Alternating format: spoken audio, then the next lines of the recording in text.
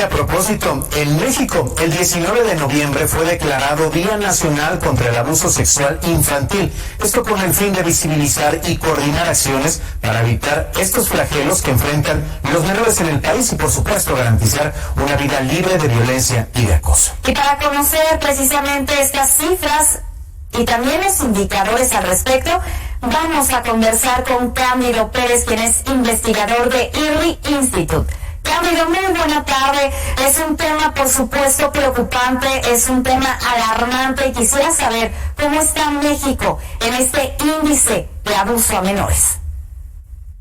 Muy buenas tardes, gracias por el espacio.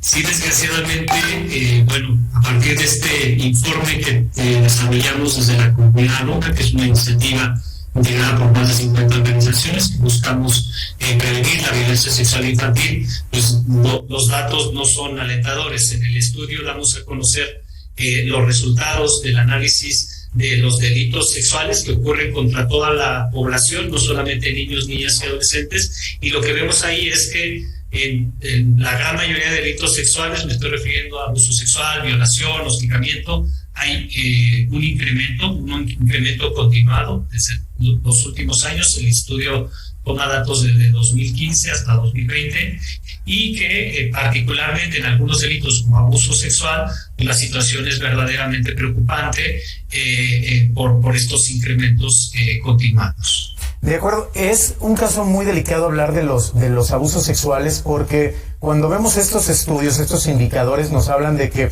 en muchos casos se tratan de familiares. De manera particular, ¿ustedes qué han detectado en este sentido? Sí, se trata precisamente de la mayoría de los casos de los familiares. Y otra pregunta también, tenemos en pantalla, estamos observando las tasas más altas. ¿Cuáles son las entidades en el país precisamente que tienen estas tasas? Cándido.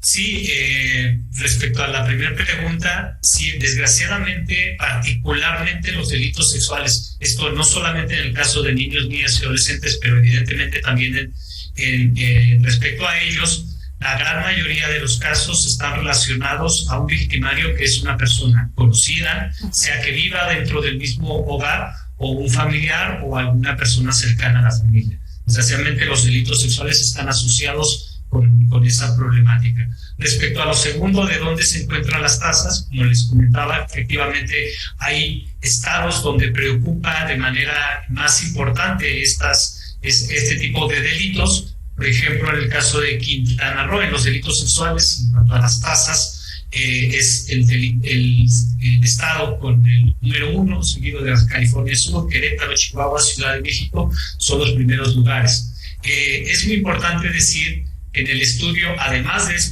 este análisis de delitos sexuales contra toda la población, también quisimos ver cuáles eran aquellos delitos donde contamos con información y que sabemos que particularmente afectan a niños, niñas o adolescentes, no solamente en el terreno sexual. Por ejemplo, hicimos un análisis de los homicidios llevados a cabo contra menores de edad. Ahí las cifras son escalofriantes. En 2020 hubo 2.402 menores de edad que fueron víctimas de homicidio. Esto quiere decir diariamente 7 niñas, niños y adolescentes. Hacemos esto porque el estudio hace énfasis en que, desgraciadamente, los niños, niñas y adolescentes, a la vez que son víctimas de diferentes tipos de delitos como los adultos, se ha sistematizado ya la manera en cómo son, pues desgraciadamente, llevados a la violencia en diferentes formas, y una de ellas, la más grave, evidentemente, es cuando se les priva de la vida, pero también pues diferentes maneras, por ejemplo, feminicidio también, pero corrupción de menores, trata de personas. En muchos de estos delitos, desgraciadamente, los datos siguen creciendo año por año. Bueno, esto referente al crecimiento precisamente en contra de los menores, desde pues matarlos, desde explotarlos sexualmente.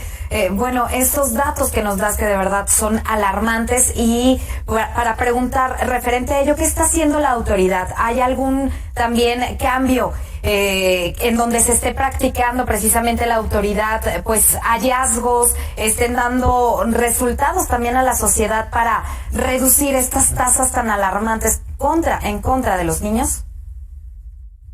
Tendríamos que decir que sí hay acciones ya implementadas, hay evidentemente estrategias nacionales que tratan de atacar la violencia no solamente contra niños, niñas o adolescentes, particularmente se ha hecho mucho énfasis en los últimos años respecto a la violencia contra niñas y contra mujeres, pero sí hay que decir que uno de los principales enemigos que tenemos respecto a esta problemática o estas altas tasas que se expresan en diferentes delitos donde sufren niños, niñas y adolescentes, es que la gran mayoría desconocemos que existe un problema de estas magnitudes.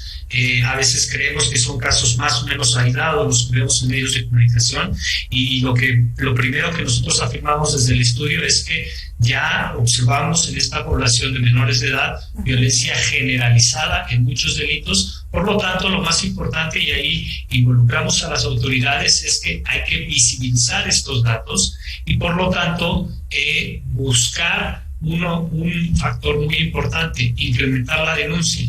Muchos de los datos, aún por más alarmantes que nosotros damos a conocer, se refieren solamente a aquellos delitos donde fueron denunciados y se abrió una carpeta de investigación.